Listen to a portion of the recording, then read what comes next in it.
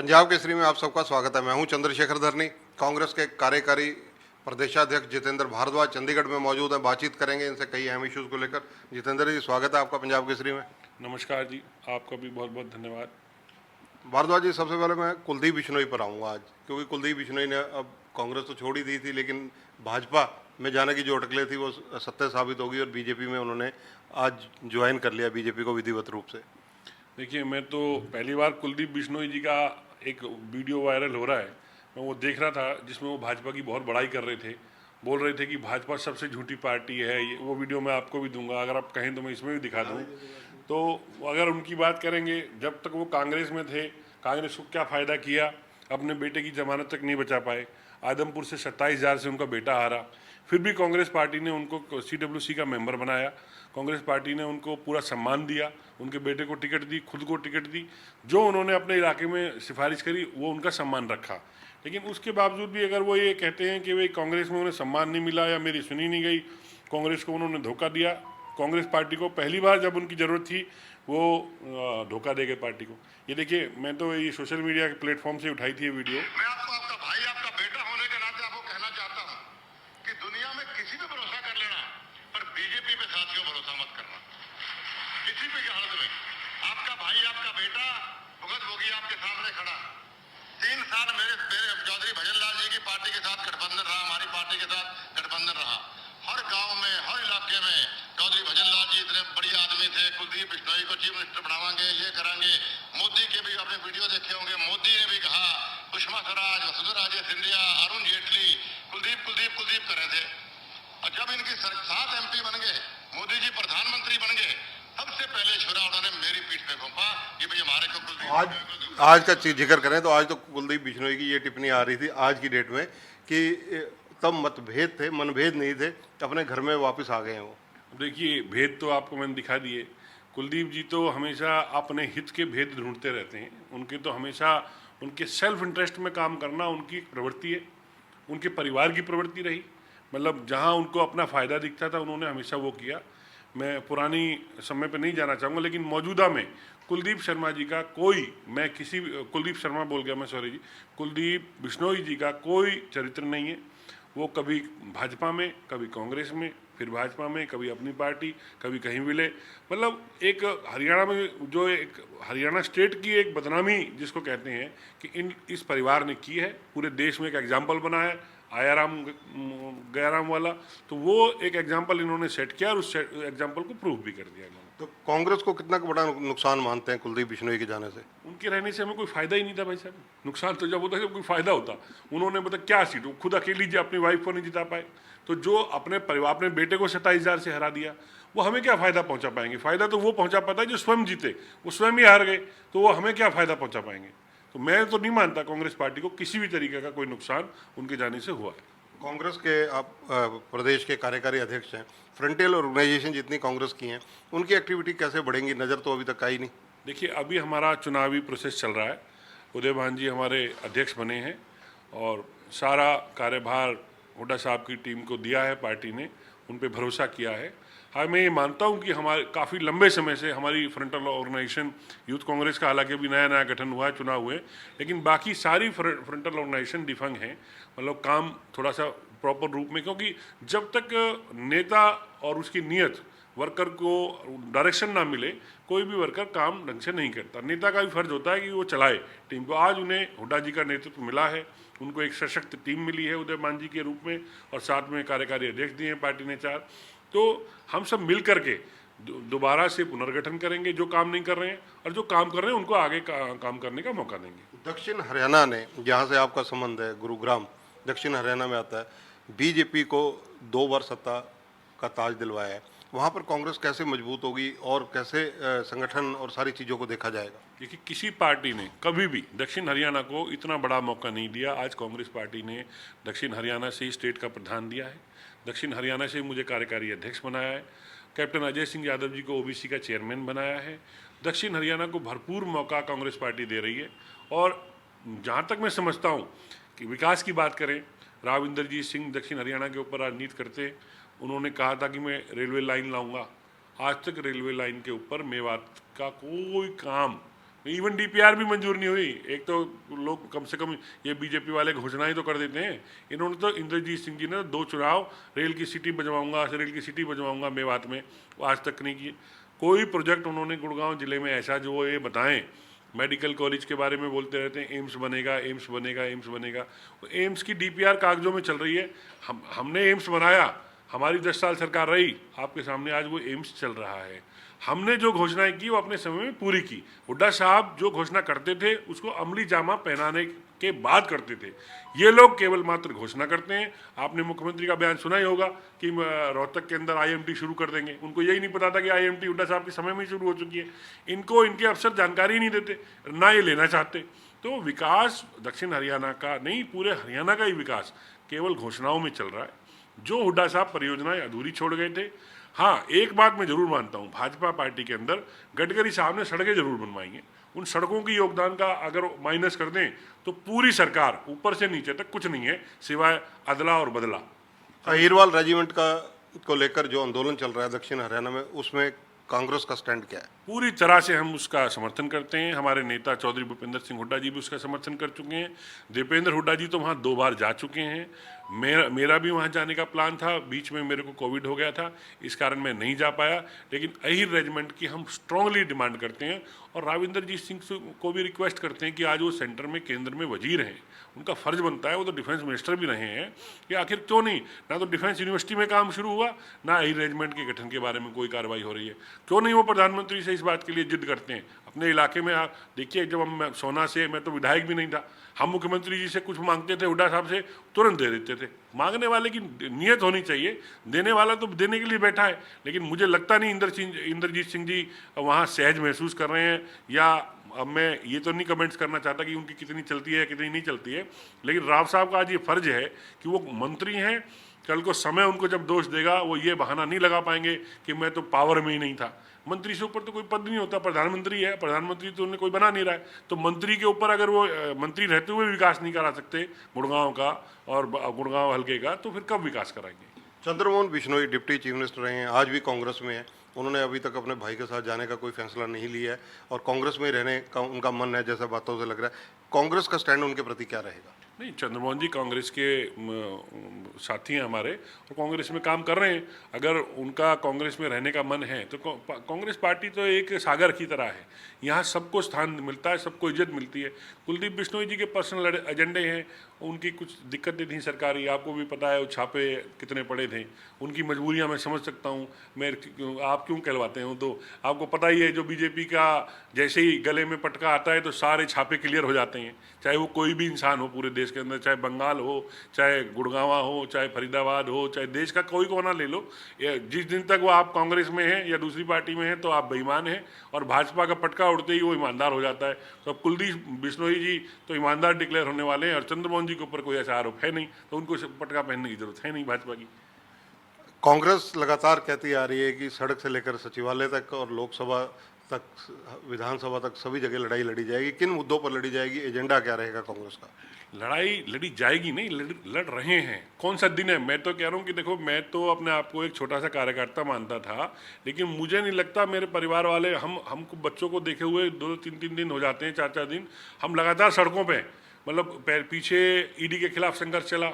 वो ईडी की जो देखिए कांग्रेस पार्टी का मैटर, मैं उस बात पे भी संघर्ष की, जहाँ तक आप बात कर रहे हैं, आप कहेंगे कि ईडी को बीच में ले आए, वो इसलिए ले आया कि हमारा पार्टी का मैटर, हम आप भी पत्रकार हैं, नेशनल हेराल्ड के पत्रकारों का पैसा ड्यू था। कांग्रेस पार्टी ने एक एक्ट के तहत एनजीओ कंपनी बनाई, उस कंपनी में हमने वो पैसा लेकर के अपने पत्रकारों को दिया। भाई ये तो पत्रकारों को लिए कुछ करना नहीं चाहते क्योंकि मालिक इन्होंने सेट किए हुए हैं, लेकिन हमने उन पत्रकारों को ड्यूज़ क्लियर किए जो आज़ादी से पहले के ड्यूज़ थे और अब तक के ड्यूज़ थे। उनके बच्चे उस पैसे के ऊपर डिपेंडेंट थे, उनकी पढ़ाइयाँ डिपेंडेंट थी, उनके मकान उनके ऊपर निर्भर थे। उस पैसे को हमने कहीं मिसयूज़ किया हो तो बताएं, और आकर के इन्होंने बीच में वो ईडी घुसा दी। भाई हमारा पैसा ही तो ऐसे जांच कर रहे हैं जैसे पति पत्नी के संबंध की जांच हो रही है कि ये बंद कमरे में क्यों रहते हैं। हमारा पैसा हमने यूज़ किया, उसका कहीं मिसयूज़ किया हो, राहुल जी ने पर्सनली विड्रॉ किया हो, उसका कोई प्रॉफिट यूज़ किया हो, उससे कोई गाड़ी खरीदी हो, कोई मकान खरीदा हो, ये बात सरकार कहे ना। ईडी की जांच चल रही है। अरे ईडी तो तुमने कैसे, मतलब ईडी तो एग्जीक्यूटिव डायरेक्टर है भाजपा की, ईडी का फुल फॉर्म मैं तो ये मानता हूँ एग्जीक्यूटिव डायरेक्टर बीजेपी।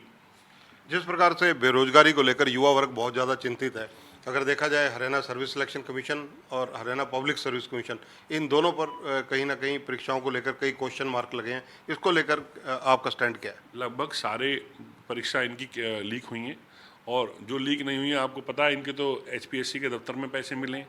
तो जो भ्रष्टाचार इस सरकार में चरम सीमा पे है, मैं समझता हूँ तहसीलों में, नौकरियों में, सब जगह। अब ये तो आप फील्ड में भी देख सकते हैं, कोई रजिस्ट्री करानी हो, या तो रजिस्ट्री पैसे से होगी या होगी नहीं। अगर आपके पास पैसा है रजिस्ट्री कराने के लिए तो आपकी रजिस्ट्री तुरंत हो जाएगी, वरना नहीं होगी। तो भ्रष्टाचार की तो मैं सीमा आपको बता ही नहीं सकता। इन्होंने तो भ्रष्टाचार को ऐसे लीगलाइज कर दिया है। अभी मैं जनता टीवी के ऊपर बहस में था पीछे, उन्होंने गुड़गांव का वो निकाला था आकलन। उस दिन वहाँ आप पार्टी वाली बता रही थी कि 15 लाख रुपए कोई गुड़गांव में शॉप रेगुलाइज करने के, वो कह रही थी मैं वीडियो भी दे सकती हूँ इस बात की, जबकि वो भाजपा से निकल के ही आप पार्टी में गई हैं। तो वो कह रही थी मैं प्रूफ भी दे सकती हूँ अगर मेरे से चैनल मांगना चाहे। तो इतना बड़ा आरोप उन्होंने लगाया, भाजपा कोई जवाब नहीं दे पाई आज तक कि भाई 15 लाख रुपए पर शॉप लिए हैं उसको लीगलाइज करने के। तो इस तरह का भ्रष्टाचार ओपनली हो रहा है और हर जगह हो रहा है, ये नहीं कि गुड़गांव में, हर जगह खुला खेल चल रहा है। गांधी परिवार ने आप पर बहुत बड़ी जिम्मेदारी दी है। 2024 के चुनावों तक जो जिम्मेदारियां दी गई हैं आप लोगों को, उस पर आपका रोड मैप क्या है? रोड मैप ये है कि हम सरकार बनाएंगे, चौधरी भूपेंद्र सिंह हुड्डा के नेतृत्व में कांग्रेस की सरकार बनेगी, क्योंकि सोनिया जी के का भरोसा हमेशा चौधरी भूपेंद्र सिंह हुड्डा जी पर रहा है। और आज सारी टीम जो हमारी कांग्रेस पार्टी की बनी है, हम मिलजुल करके कांग्रेस पार्टी की सरकार बनाएंगे। और रोड मैप की जहाँ तक बात है, हमारा संघर्ष का अभी हमारी 15 तारीख तक की पदयात्राएं हैं हर जिले में। 2 अक्टूबर से हमारी देश भर की राहुल जी पदयात्रा शुरू कर रहे हैं। इधर 1 नवंबर से कांग्रेस पार्टी हरियाणा जो है, हरियाणा का मूवमेंट स्टार्ट हो रहा है, जो हम पूरे हरियाणा में हर ब्लॉक में हम टच करेंगे। सबसे पहला मकसद हमारा अगस्त में संगठन को कंप्लीट करना है। अगस्त के बाद सितंबर में हम लोग रोड पे आपको नजर आएंगे। हर तिरंगा यात्रा को लेकर बीजेपी आरोप लगा रही है कि कांग्रेस इससे दूरी बनाकर चल रही है। उनसे कहें पहले नागपुर में एक बार तिरंगा झंडा फहरवा दें, तो मैं भाजपा मान लूंगा कि वो देशभक्त हैं। अगर उनकी इतनी ताकत है ना, तो भाजपा और आरएसएस तो एक ही मानते हो आप।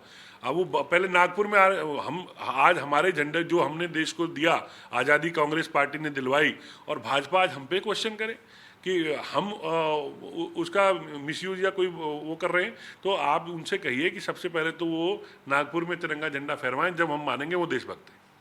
अगर चर्चा की जाए इसके अलावा और अहम मुद्दे आप क्या समझते हैं जो 2024 के इलेक्शनों में कांग्रेस लेकर चलेगी तब तक? देखिए, जो हरियाणा आज विकास में पिछड़ गया है, हुड्डा साहब के समय में लगभग हर पायदान पे नंबर 1 पे था, चाहे रोजगार, चाहे इन्वेस्टमेंट, चाहे कृषि इनकम, किसी भी आप फील्ड में आप उठाएंगे तो हम नंबर 1 या नंबर 2।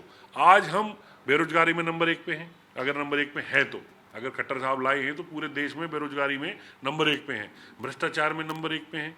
कोई भी आप काम ऐसा नहीं बता सकते इनका कि जो ये कहें केवल बजट खर्च करते हैं।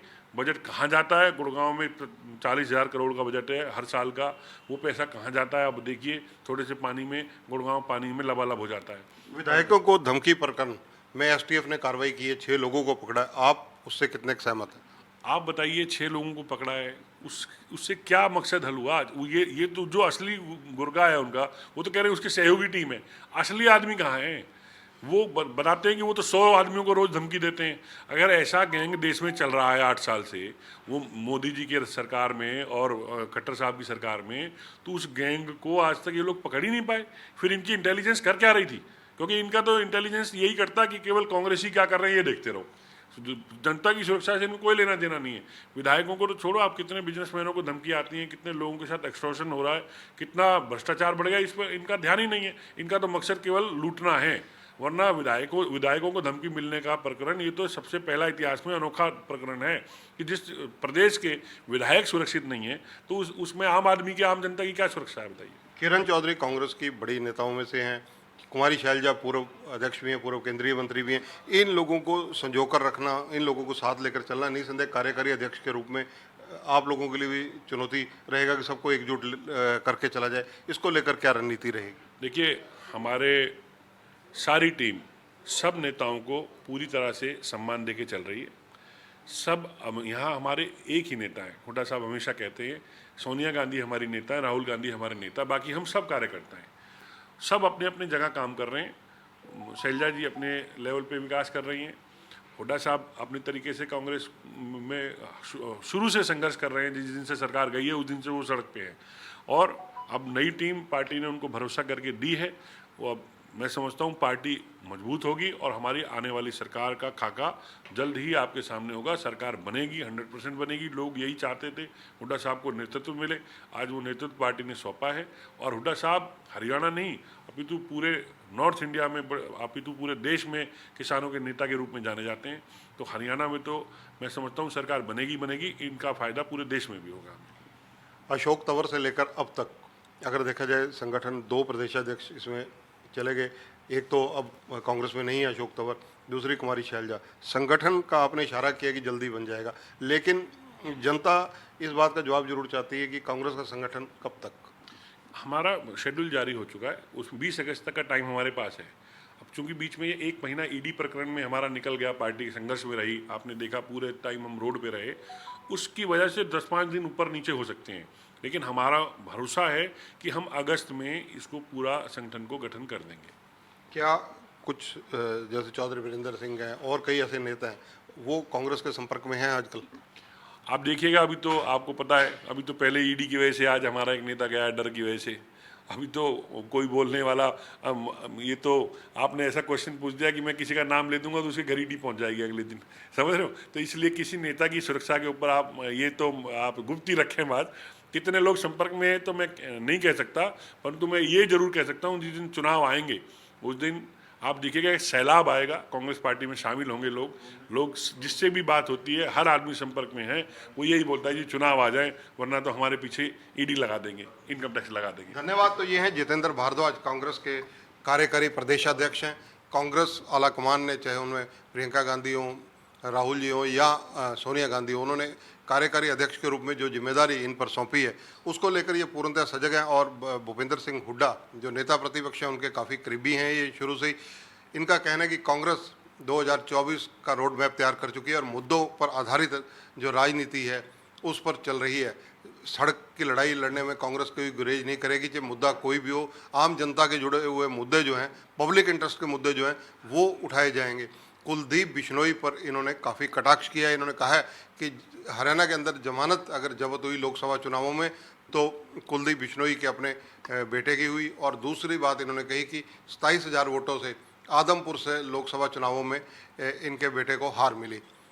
फिलहाल कांग्रेस की राजनीति दिन ब दिन सक्रिय होती जा रही है। अब इस सक्रियता के अंदर कांग्रेस आने वाले दिनों में कितना अपने वायदों पर खरा उतरेगी, ये देखने वाली बात रहेगी।